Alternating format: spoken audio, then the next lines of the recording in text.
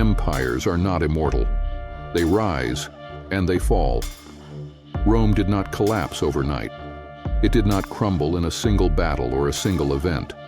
Instead, its fall was slow, agonizing, an empire consumed from within. Heavy taxes crushed the poor.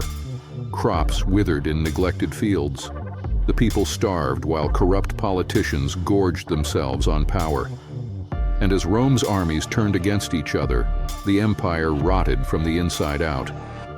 This is the story of how the world's greatest empire fell. This is the story of Rome's decline. At its height, Rome was a city of marble, gold, and endless feasts. But behind the grandeur, cracks were forming. The empire's economy was rotting. Taxation was suffocating the people. Rome's vast armies, its palaces, its conquests, they all came at a cost. And that cost was paid by the poor. Farmers, once the backbone of Rome's economy, were crushed by impossible taxes. Many abandoned their lands, leaving once thriving farms to decay.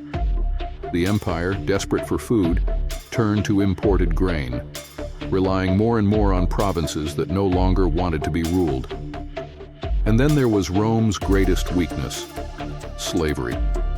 For centuries, Rome had been built on the backs of enslaved people, captured in war and forced to work the fields, build the cities, and serve the elite.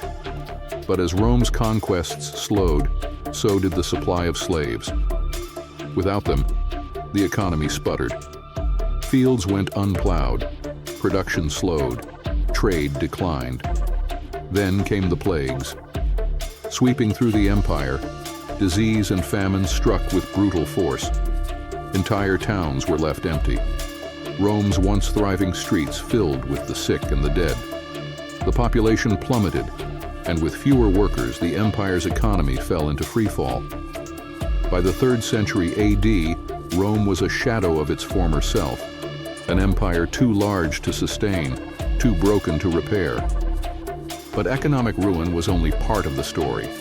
The empire was also falling apart from within. The emperors, once symbols of strength, had become weak, incompetent, and corrupt. Some were mere puppets, controlled by the army. Others were more interested in luxury than leadership. Some lasted only months before they were assassinated, overthrown, or simply disappeared. Between 235 and 285 AD, Rome had nearly 50 emperors, most of whom met violent ends. Civil war became a way of life. Generals fought for the throne, leading their armies against each other while Rome's real enemies gathered at the borders. And then there was the bureaucracy, a bloated, inefficient beast that strangled the empire in red tape. Laws were ignored, officials were bribed, and the people had no trust in their government. Rome was no longer ruled, it was simply surviving. By the 4th century, Rome was in freefall. The economy had collapsed. The people were starving. The government was broken. The empire had once been unstoppable, but now it was rotting from within, a crumbling giant waiting to fall. And when the final blow came, when Rome's enemies marched through its gates, it was not a mighty empire that stood against them. It was a weakened, fractured state, already defeated by its own corruption. This was the fall of Rome. This was the end of an empire. Empires do not fall in a single day. They do not collapse in one battle or crumble with one bad ruler. They rot from within. Once, Rome's legions were Rome itself, loyal citizen soldiers willing to die for the Republic. But as the empire expanded, that loyalty faded. By the 4th and 5th centuries, Rome's armies were filled not with Romans, but with foreign mercenaries, Germanic warriors, Huns, and other so-called barbarians. These men fought for gold, not for Rome. And when the gold stopped flowing, so did their loyalty. Emperors relied on tribal leaders to supply troops, giving these outsiders military power within Rome itself. In many cases, these so-called allies turned against their Roman masters. The empire had armed its own destroyers. One of the most infamous betrayals came in 378 AD, when a Roman emperor allowed tens of thousands of Gothic mercenaries to settle within Roman lands.